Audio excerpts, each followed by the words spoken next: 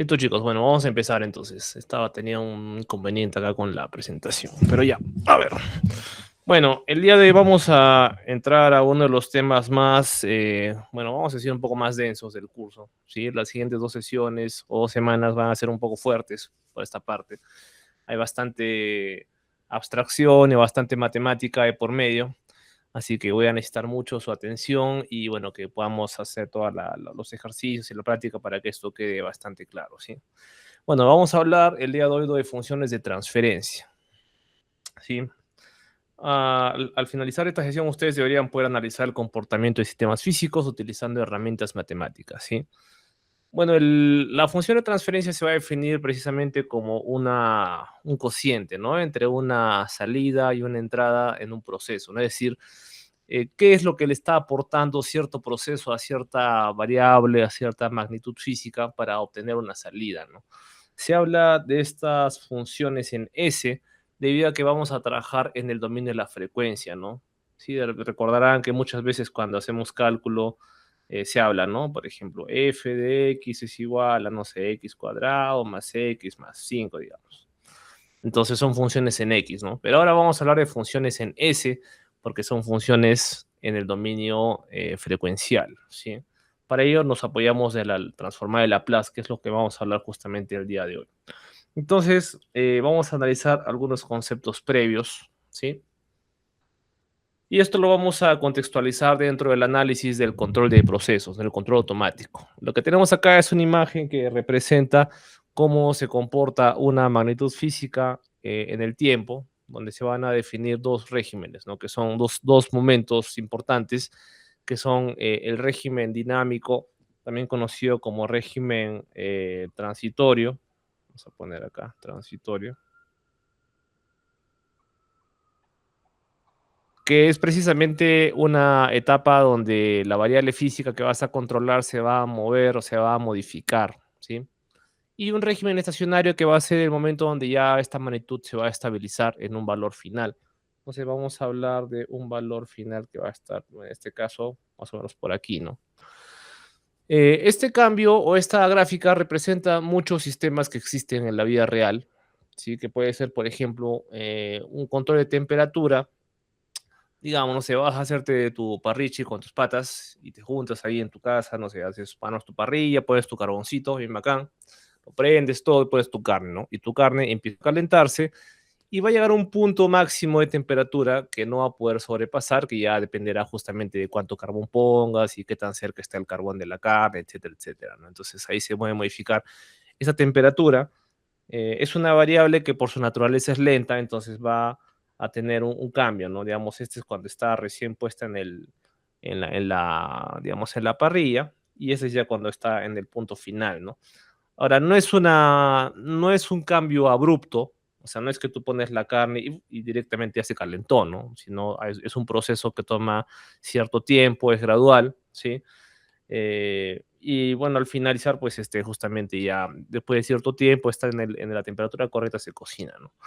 Existen otros comportamientos, otras variables que son un poco más rápidos, ¿sí? Por ejemplo, un control de presión o un control de flujo, donde más bien ahí ya el cambio de presión en un sistema sí es inmediato, ¿no? Entonces podrías hablar de un régimen transitorio un poco más abrupto, más agresivo, ¿no?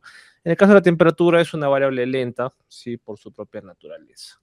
Bueno, eso se aplica, este tema de la función de transferencia se aplica muchísimo en software de simulación, apoyado con el modelamiento que previamente ya hemos analizado, ¿no? Como les comentamos el otro día, los subsistemas físicos, ya sean lineales o rotativos, se pueden representar por ecuaciones diferenciales que describen su comportamiento. Entonces, esto normalmente en los simuladores o en los gemelos digitales se vierten en forma de ecuaciones, ¿no? En forma de relaciones matemáticas para poder hacer las simulaciones que todos conocemos y disfrutamos de los software de simulación, ¿no? Que tanto usamos. Bueno, entonces, a propósito, esta información que vamos a analizar está presente en la literatura de Bolton, que es esta literatura base, pero he tomado los aspectos que considero más importantes para compartir con ustedes esto, ¿no? Entonces, bueno, lo primero que vamos a mencionar es el concepto de una respuesta libre, ¿no? Un sistema, ¿no? Se dice que un sistema tiene una respuesta libre cuando no se tiene una entrada que modifique al sistema a cambiar. O sea, que no se obliga a la variable a cambiar, ¿no? Por ejemplo, como en este caso, tener este tanque, ¿sí? Donde lo que se está tratando de controlar es nivel, ¿sí? El nivel de cierto fluido, ¿no?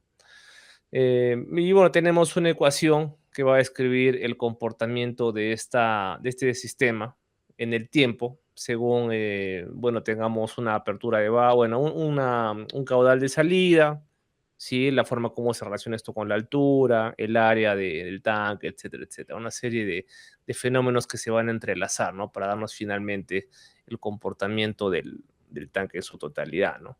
Si esto se ve más en la parte de análisis de fluidos, si mal no recuerdo, ¿sí? Pero en este caso no se tiene ingreso de agua, ¿no? Entonces se tiene que la respuesta es libre, ¿no? Ahora, esta fórmula, pues, la pueden encontrar en el libro de Bolton, o sea, cómo se deduce en la página 278, ¿sí? Para que la puedan curiosear. Ahora, cuando se habla de una respuesta forzada, más bien, ocurre que tienes una entrada al sistema que va a obligar a la variable a cambiar. Sí, entonces vamos a tener ahora un caudal Q1, sí, que va a empezar a modificar el sistema, bueno, el nivel de fluido en este caso, ¿no? Fíjense la diferencia de ambas ecuaciones, ¿sí? Se está considerando ahora el caudal de ingreso, ¿no? Que es el Q sub 1. Igual, la fórmula que tenemos aquí, que es un ejemplo básicamente para que veamos cómo esto cambia, la pueden encontrar en el libro de Bolton en la página 279, ¿sí?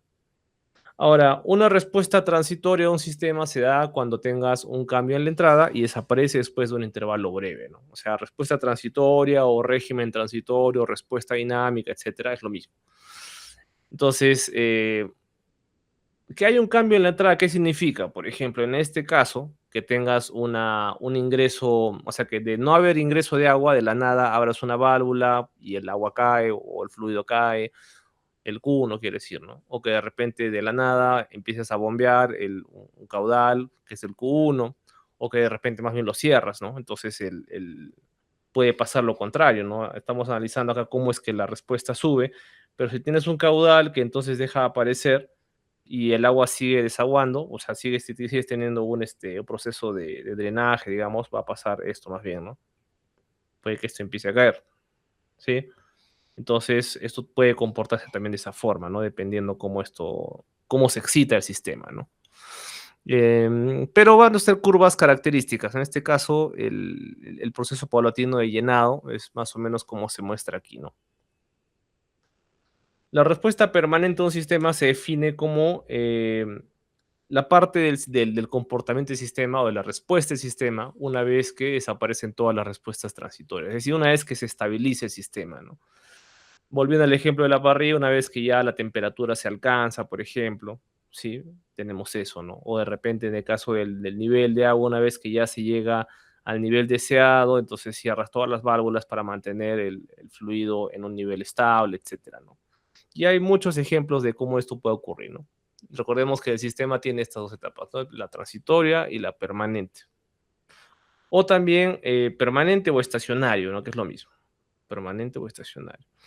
Ahora, respecto a la forma como un sistema se puede modificar o se puede excitar, existen diferentes tipos de señales como esta que tenemos acá, ¿no? Las tres señales de entrada más comunes o señales de excitación son las señales escalón, la señal impulso, la señal rampa, ¿no?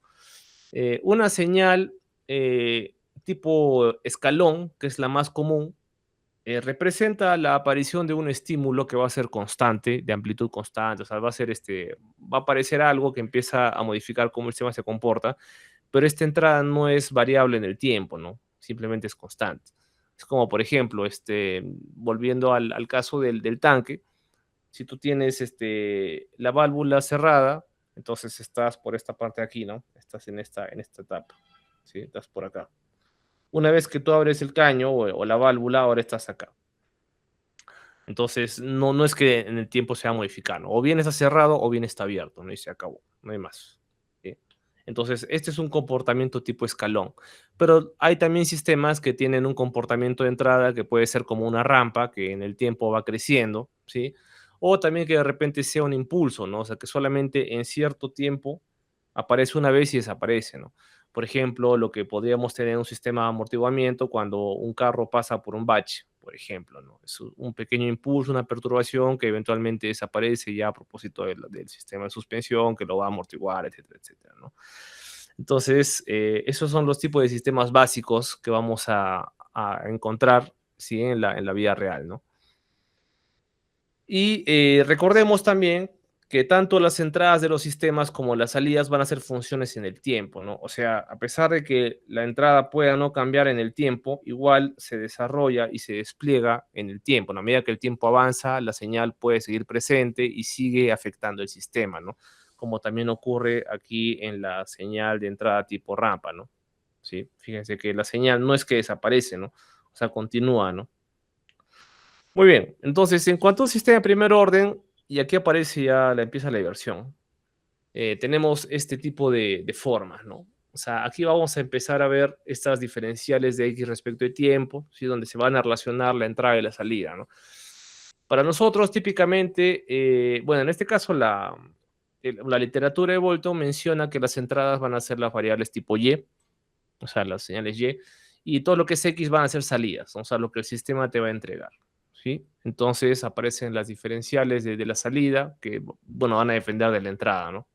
Y los coeficientes, ¿no? O constantes tipo A sub 1, A sub 0, B sub 0, etcétera, ¿no? Normalmente las A's son las que acompañan a X y las B's son las que acompañan a Y.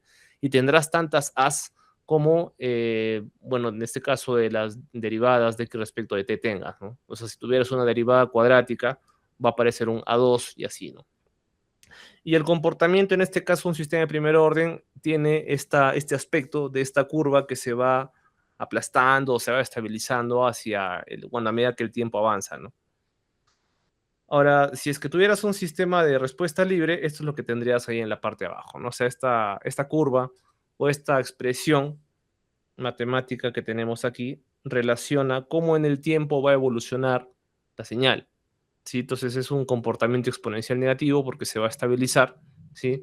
Y también tenemos los coeficientes. O sea, todo esto se puede deducir de la expresión que está en la parte de arriba, solamente que para ello lo que tendríamos que hacer es aplicar los despejes correspondientes, aplicar, en este caso, la Laplace inversa para ir del dominio de, o mejor dicho, no, no, este después, no, de la parte de la Laplace, vamos a empezar después mejor. O sea, lo podríamos despejar, ¿sí?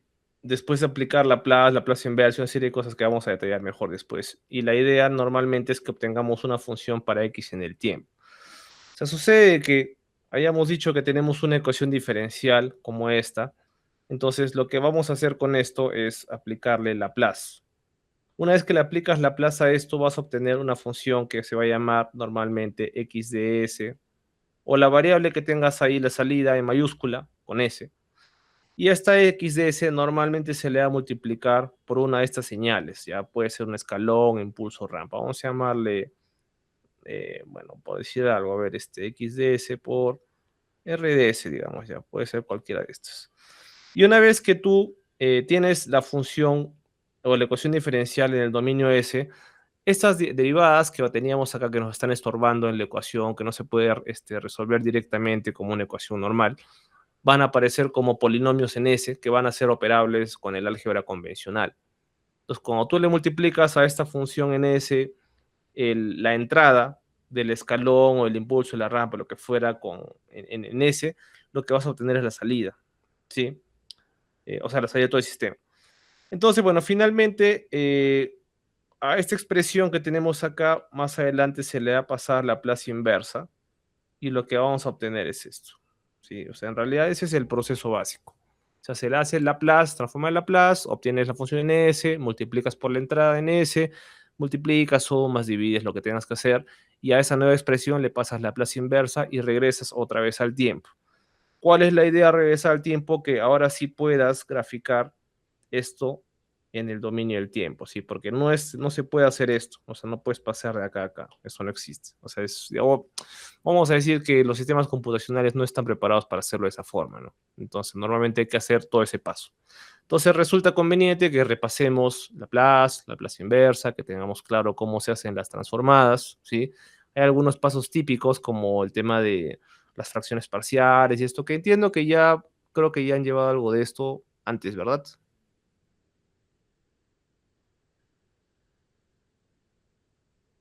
Entonces, bueno, si es que ya lo han llevado, pues debería ser solamente recordar y no debería ser tan traumático como si fuera primera vez.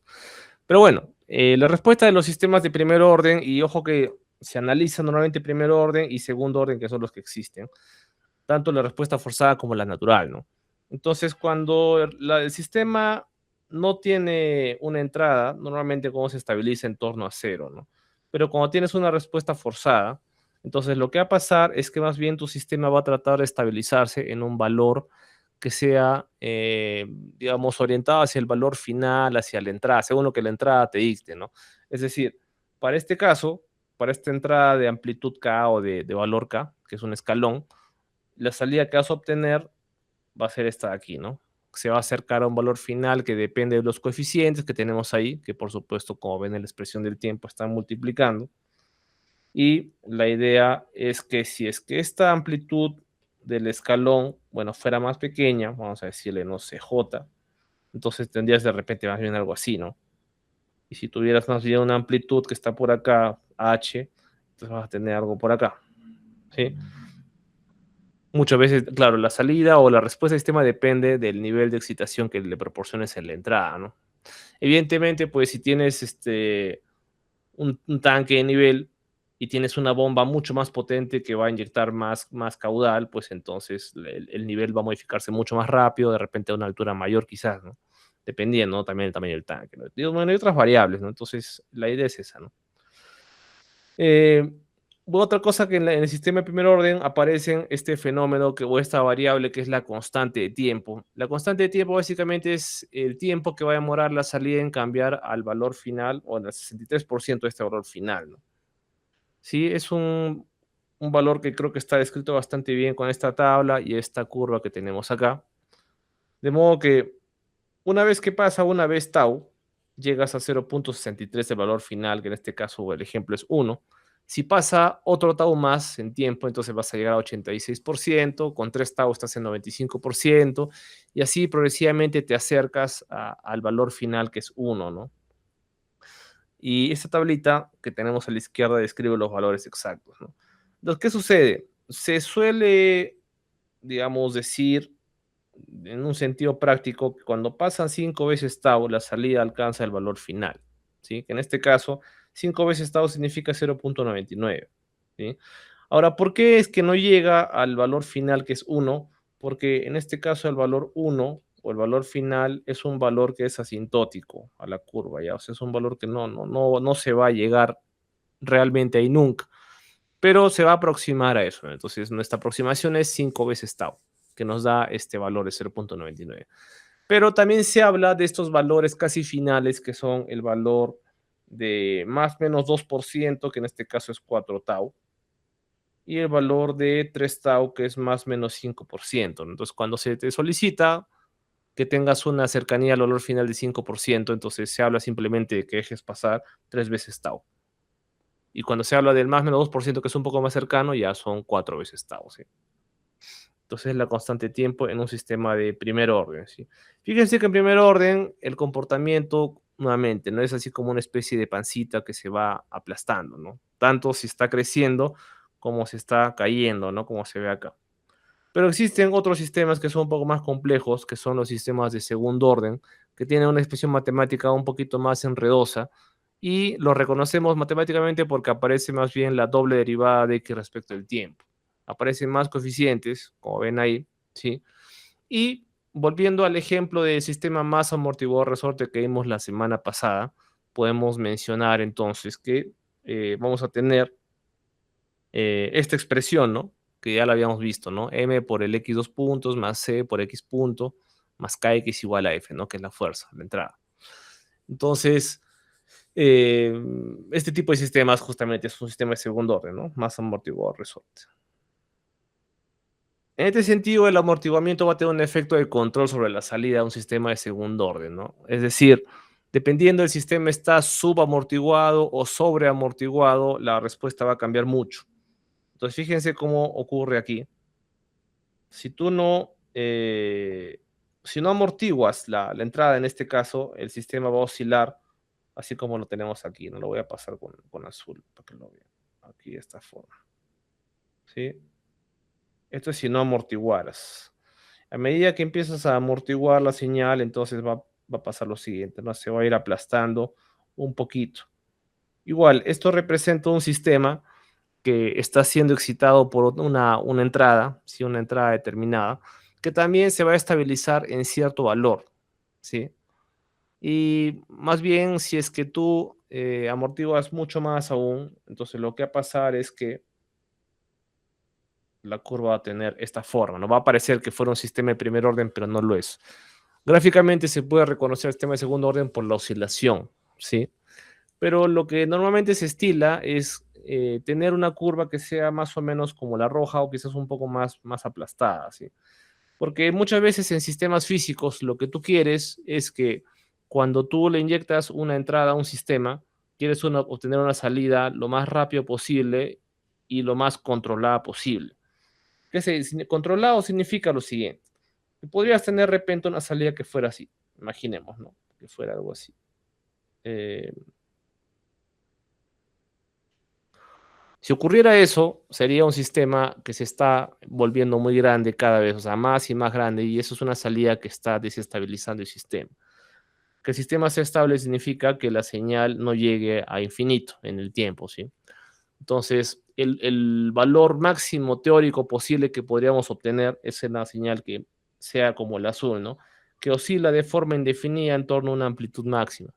Pero lo ideal es que se vaya estabilizando cada vez más. Acá oscila unas cuantas veces y que se estabilice. Algo así como lo que tendrías, por ejemplo, en no sé si han visto esos resortitos que a veces le ponen a las puertas para que cuando tú cierres la puerta no golpee mucho, ya, ese tipo de cosas, ¿no? Si tú lo mueves un poquito, dejas que el resorte regrese a su posición inicial, empieza a oscilar, oscila y cada vez se va amortiguando más y más, ¿no? Entonces, si la amortiguación es demasiada, el sistema es lento, o sea, llega al valor estable, pero se demora más. Y si el sistema es muy poco amortiguado, la respuesta también es más rápida, pero el problema es que tienes un sobrepico enorme. Y ese sobrepico hay que tratar de cuidarlo porque en un sistema eso puede significar un problema, ¿no? Como ya veremos en un momento. Entonces, bueno, un poco para aterrizar ahí el tema del amortiguamiento. Ya vamos a ver que existe un factor que es el factor de amortiguamiento que va a proporcionar este tipo de gráficas, ¿no?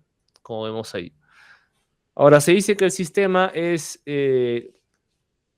em, críticamente amortiguado cuando tiene el comportamiento como la curva azul grande, ¿no? O sea, está como que en el límite, ¿no? Porque si es que lo amortiguas un poquito menos, va a empezar a crecer. Es decir, la salida va a empezar a hacer esto, ¿no? O sea, va a tender a irse más hacia arriba cada vez. O sea, va a ser así, ¿no? Y cada vez va a aumentar. Y eso no quieres. Y bueno, cuando está sobre amortiguada es cuando ya se hace ya demasiado pequeña, ¿no? O sea, se achata tanto que parece que fuera de primer orden. Muy bien. Ahora, en el caso de sistemas de segundo orden también se tiene este tipo de comportamiento. Hay parámetros bueno, se estudian normalmente para definir el comportamiento o el desempeño de este sistema, ¿no? Los parámetros más importantes normalmente son el pico máximo, que es este parámetro M sub P, es decir, qué tanto la señal se va a disparar por encima del valor final, ¿sí? Luego tienes algunos tiempos, que este es el tiempo de subida, el rise time, que es el tiempo en que demora la señal en llegar a la mitad del valor final. Tienes el tiempo del pico, que es el tiempo en que demora la onda en llegar al pico. Y tienes el TS, que es el settling time o el tiempo de establecimiento, ¿no? Además, se habla de, como les dije hace un rato, de estos valores finales que son el más menos 5% o el más menos 2%, ¿no? ¿Por qué más menos? Porque como ves, se estabiliza, pero oscila por arriba y por debajo de, ¿no? Entonces, así sería el comportamiento típico de una señal de segundo orden, ¿no? Por ejemplo, ¿dónde podrías observar ese tipo de sistemas? Cuando tú quieres controlar una variable como, por ejemplo, el flujo de una señal, de un gas pasando por una tubería, o de repente una presión en un compresor, ¿sí? Por ejemplo, ese tipo de sistemas podrías necesitar esto, ¿no? Ahora, dicho todo esto, que son los conceptos previos, recién pasamos a analizar un poco la función de transferencia, ¿no? Ahora, la función de transferencia es esta relación entre la salida del sistema y su entrada. Entonces, si tenemos un sistema G, por ejemplo, con entrada Y de t, salida X de t, o sea, son funciones en el tiempo, podemos describir esto como, si sacaras la función de transferencia de tanto la entrada como la salida, obtendríamos lo que está aquí abajo, ¿sí? El G de S, o sea, ya dejan de ser funciones de t, pasan a ser funciones de S, y entonces el sistema se convierte ahora en un sistema en el dominio de la frecuencia, ¿sí? Ya no en el dominio del tiempo. Ahora, bueno, entonces simplemente es eso, ¿no? Es una relación entre la salida sobre la entrada, ¿sí? O sea, cuánto el sistema le está aportando a la entrada para convertirse en una salida, ¿no? Entonces, esta transforma de Laplace que vamos a ver, pues es justamente una herramienta matemática que nos va a permitir solucionar ecuaciones diferenciales, ¿sí? O sea, ecuaciones que dominan en el tiempo, perdón, que aparecen en el dominio del tiempo y que van a ser, van a cambiar, o sea, va a tener una razón de cambio de la propia variable en el tiempo, ¿no? Lo que complica un poco más el análisis. Entonces, la transformada de Laplace opera en el dominio de la frecuencia, ¿no? Donde se tiene este operador S, que es un número complejo, ¿no? O sea, compuesto por una parte real y una parte imaginaria. Y matemáticamente se escribe como es una integral de 0 a infinito, donde aparece este factor exponencial de e a la menos st y la propia función que quieres, digamos, llevar a la transformada, ¿no? Considerando justamente eso, ¿no? Lo que les decía, este operador S, que es un número complejo, en realidad, pues este de acá, es esto, ¿no? La parte real y la parte imaginaria, ¿no? I omega o J omega, ¿no? En control, en electricidad, al número imaginario I se le suele decir J para no confundirlo con la corriente, pero esto recordemos que es raíz cuadrada de menos 1, ¿sí? Para el análisis matemático. Y la transformada de Laplace, bueno, existen transformadas de Laplace para entradas comunes, que son las que hemos venido mencionando, ¿no? Es decir, la entrada tipo impulso, la entrada escalón, la entrada rampa, que son las entradas típicas para los subsistemas, pero también existen las señales senoidales, las señales cosenoidales, ¿no? Que también se pueden revisar.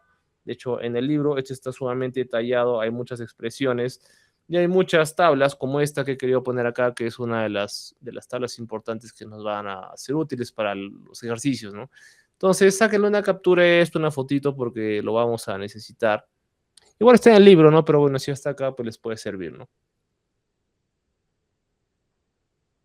Ahora, fíjense también que en estas transformadas de Laplace van a aparecer algunos valores como, o algunas funciones en el tiempo cero, ¿no? El f de cero o el f' de cero, ¿no? Por ejemplo, cuando haces una transformada de Laplace de una doble derivada, aparece, ¿no? F de cero, aparece f' de cero, ¿no? O sea, el valor de f' en el tiempo cero y, bueno, lo propio para el f de cero, ¿no? Entonces, cuando eso es así, muchas veces se simplifica asumiendo que las condiciones iniciales son nulas, ¿ya? Entonces, muchas veces esta parte de la ecuación se va a eliminar, ¿ya? Eso por un tema ya de simplificación del cálculo, ¿no? No siempre es el caso, pero la mayoría de veces lo vamos a asumir así, ¿no? Y eso también nos va a servir, que es las transformadas de Laplace para diferentes constantes, para la función rampa, para potencia exponencial, es decir, diferentes funciones típicas que tienen una transformada que es, digamos, como que directa, ¿no? O sea, lo haces bastante rápido, ¿no? O sea, y si el trabajo aquí es normalmente que llevar a la expresión matemática que quieres convertir a alguna de estas formas y le haces directamente la transformada como se tiene ahí, ¿no? Entonces, bueno, ahí están las funciones exponencial, seno, coseno y otras más, ¿no? Que también pueden ser útiles. Esta de exponencial por potencia también puede ser útil. Vamos a utilizar bastante la función rampa, también función rampa, la función constante y la exponencial, ¿ya? Igual, captúrenlo, anótenlo. En el libro de Bolton también está, pero de todas maneras, ¿no? Para que lo tengan ahí rápidamente, por los ejercicios sobre todo, ¿no? Entonces, bueno, dicho eso, vamos a pasar a hacer algunos ejercicios de cálculo, ¿sí? Entonces, bueno, yo voy a hacer algunos ejemplos, de repente los primeros cuatro, y ya ustedes harán los demás, ¿no? Los siguientes dos para esta parte. Entonces, bueno, la plus de 5, ¿no? La plus de una constante. Entonces vamos a la tabla y buscamos, ¿no? Bueno, si quieres hacer la plus de una constante, lo que sugiere la tabla es que primero lleves eh, Bueno, simplemente es la constante entre S, ¿no? ¿Sí? La constante entre S. Entonces, Laplace de 5 simplemente es 5 entre S. Y a la S yo le voy a poner estas serifas, ¿ya? Para que lo distingamos del 5, porque a veces, bueno, al menos mi 5 parece un poco una S, ¿no? Voy a tratar de dibujarlo un poco más, ¿ya? 5 entre S. Nada más, eso es todo. Ahora, siguiente ejercicio. Sería Laplace de 7t. O sea, Laplace de 7t. Bueno, en el caso de Laplace de 7t, y ojo, a esta parte aquí también la podemos resolver de esta manera, ¿sí? Normalmente, como dijimos, lo que se quiere es hacer que la función tenga una forma como lo que tenemos ahí en las llaves, ¿no? Entonces tú puedes decir Laplace, bueno, las constantes normalmente salen de la transformada. O sea, tú podrías decir esto es 5 multiplicando a Laplace de 1. Y como Laplace de 1 ya está acá, que es 1 entre s, entonces simplemente dices, ok, entonces esto es 5 multiplicando a 1 entre s, ¿no? Que al final es lo mismo, ¿no? Pero digamos que este es el proceso, digamos, completo, ¿no? O sea, esto es lo que realmente está pasando. Entonces, de esa forma, podemos decir aquí, Laplace de 7t es igual a 7 veces Laplace de t. Entonces, ahora lo que hacemos es buscar en la tabla, ¿no? Y encontramos que la Laplace de t, bueno, t es una función rampa, ¿no? A medida que avance el tiempo, se va subiendo la señal. Y la transformada es 1 entre s al cuadrado. Entonces, vienes acá, esto va a ser 7 por 1 entre s al cuadrado. Es igual que 7 entre s cuadrado, ¿sí? Y ya está, eso es, esa es la respuesta acá, esta es la respuesta acá. Entonces seguimos, ¿no? El siguiente ejercicio es t al cubo entre 4. Entonces cuando le sacamos Laplace de t al cubo entre 4, la constante sale de la transformada y puedes decir que esto es un cuarto de Laplace de t al cubo, ¿sí? Y vamos a las tablas y buscamos cuál se asemeja a t al cubo, ¿no? Y la que se asemeja es la que dice... ¿Cuál? A ver, lo escucho.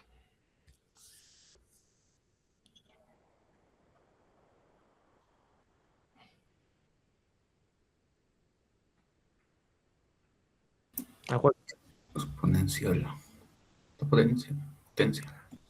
Potencia, claro, potencia. Entonces, ¿qué te dice, no?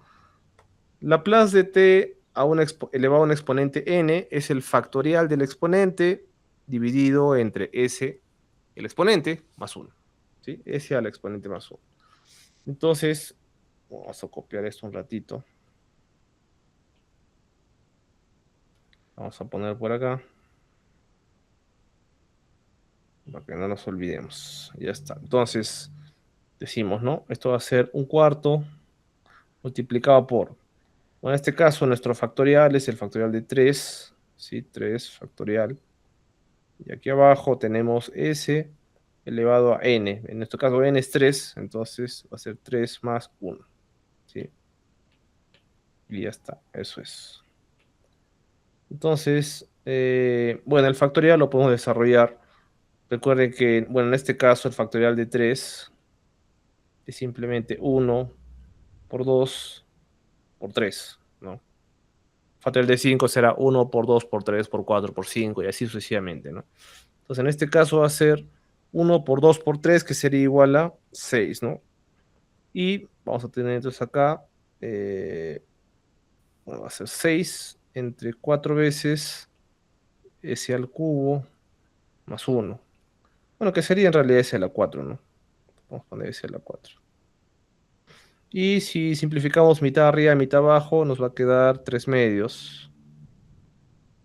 O 3 entre 2 veces s a la cuarta, ¿sí?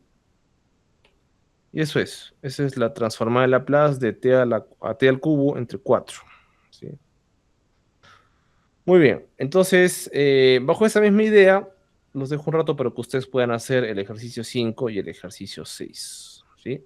Entonces, a ver, chicos, ustedes mismos son. A ver, vamos a analizar el ejercicio que estás poniendo. A ver, claro, el 4, ¿no? A ver, sería...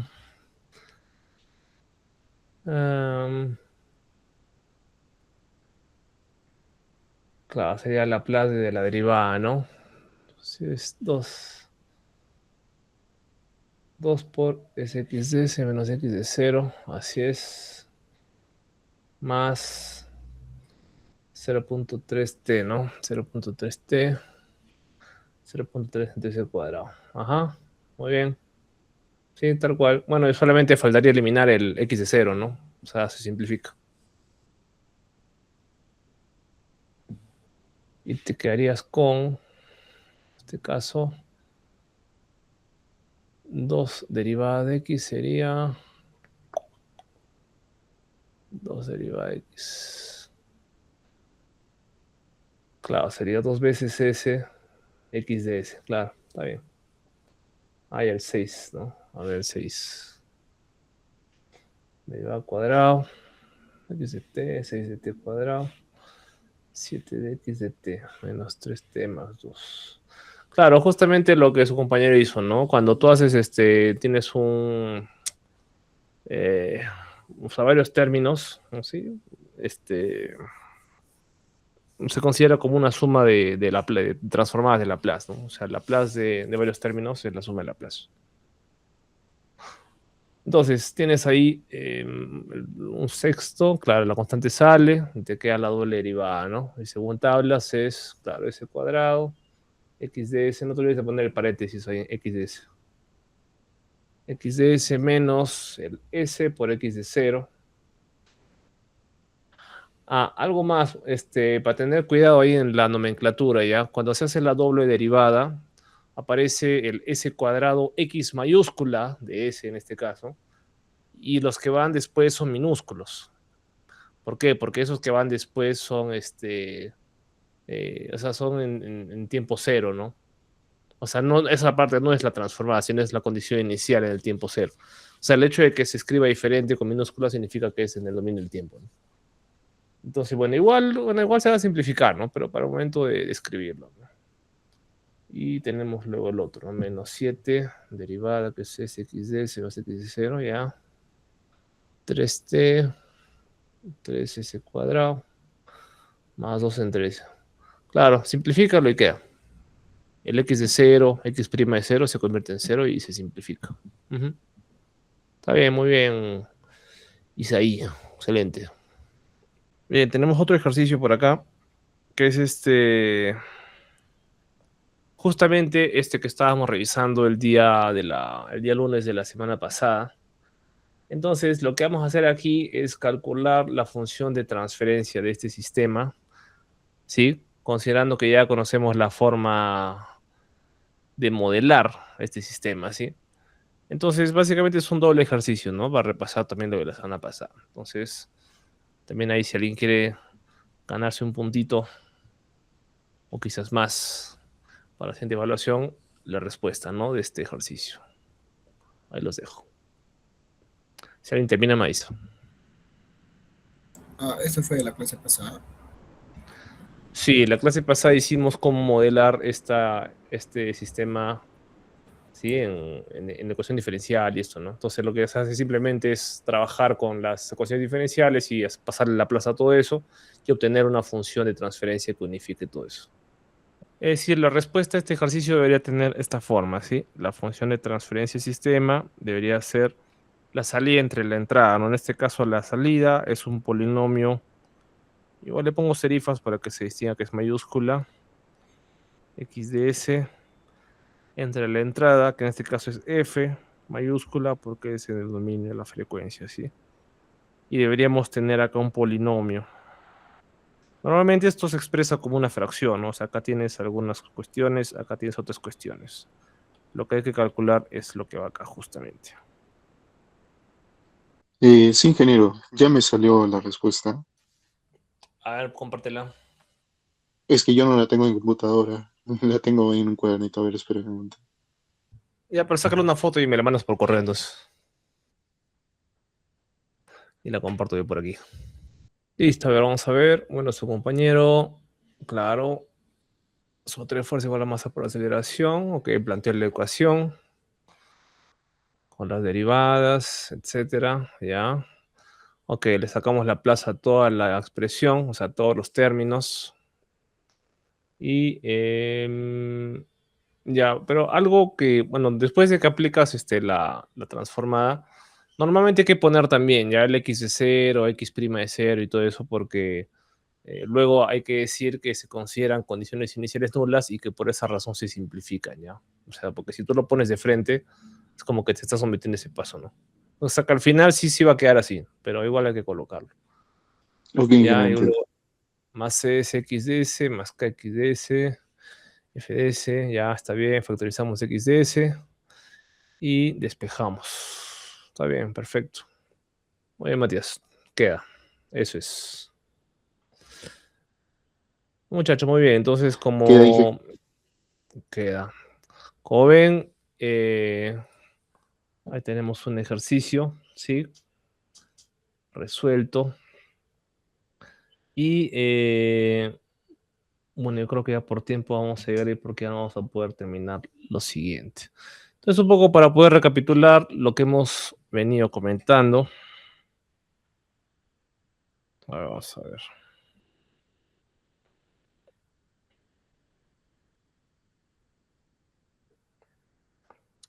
Un poco Sí. para resumir. Qué difícil es hacerlo en Paint. Estás haciendo el Paint, Bert. No, pues esta Sí, semana la vi. Esta semana la sí, vi ahí. sí, ya lo hice, pero ya bueno, y creo que ya la presentaron ya. Está ordenado. Sí, No, no está. igual la próxima lo que No pueden hacer mientas, no es ahí mientas. en un Aquí cuadernito, sí, en un ya vi, ya me cuadernito, respondo. una foto, ¿no? Normal.